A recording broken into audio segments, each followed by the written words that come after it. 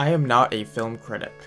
The most experience I have is a film class I took in my freshman year of college, and even then, it's not like I really remember any of the technical stuff that was taught in the textbook. However, I do want to talk about this movie, Professor Layton and the Eternal Diva. Not in terms of its cinematography or whatever, but as a Professor Layton fan. So, without further ado, let's begin. Video game movies mostly suck. It's an unfortunate reality of the genre. The interactive experience of a video game rarely adapts well into a movie without major overhauls, and even then, usually it's just a retelling of the original narrative with a few changes to appease the fans and potentially grab a few new fans who might find the adaptation interesting. And here's where I have to give a lot of credit to Professor Layton and the Eternal Diva, which I'll just shorten to the Eternal Diva from here on out.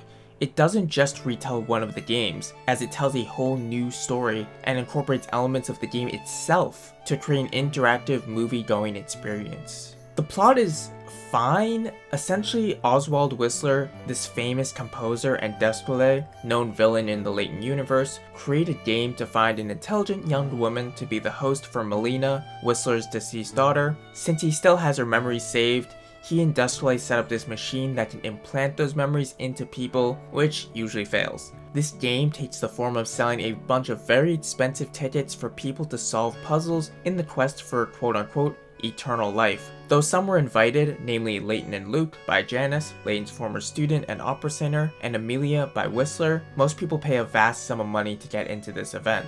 This movie has some fantastic settings when the scene moves from the opera house, which turns into a ship, to the island of the long-lost kingdom of Ambrosia, to a menacing castle on the island, which is typical for the final boss of a Layton game. The movie presents plenty of information and clues to solve the mysteries within, and though it's not like this is a complicated case by any means, even if you're only paying half attention, you can solve all the mysteries on your own. Now, the most important aspect to Professor Layton has always been the puzzles. While the games can afford to cheekily hide puzzles in random trees or lights, or have the characters just give you puzzles because you're Layton, the movie has to find a creative way to make situations where all the puzzles are narrative set pieces, as having the plot suddenly stop for Layton to solve a puzzle would ruin the pace of the movie. Fortunately, I think they do a good job.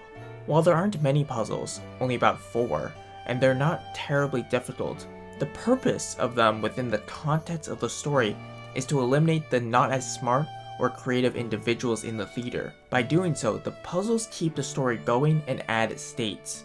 My favorite puzzle is easily the first one, which asks you to find the oldest thing you can see, and while everyone is running around the ship looking at antiques, if you were paying attention to the movie, you would have noticed the roof open up as the detective flew away and stayed open. Therefore, the oldest thing that you can see is the sky or stars or the moon or whatever.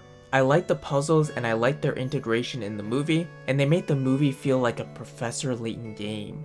For a video game movie, the Eternal Diva does a great job in replicating the experience of playing the video game in movie format. The nature of puzzle solving and mystery lends itself to the cinema in a way that other genres struggle in making the adaptation. I know that for a lot of movies this is impossible to do.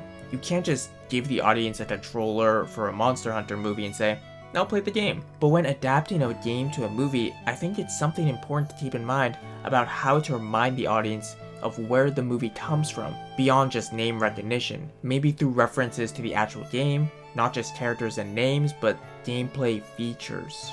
Finally, I just love how the Eternal Diva is canon. It means you can't just write off this movie, and as a Layton fan, it gives the movie weight. It's not like Professor Layton has a deep and interconnected lore, but events and characters from previous games carry over. A lot of the times, video game movies are just filler that use the IP as a means to attract fans and have some recognizability, which we can see with the earlier video game movies in the early 2000s. I'm glad that the Eternal Diva exists. It's by no means the best movie I've ever seen, but it's enjoyable, and that's really all I could ask for.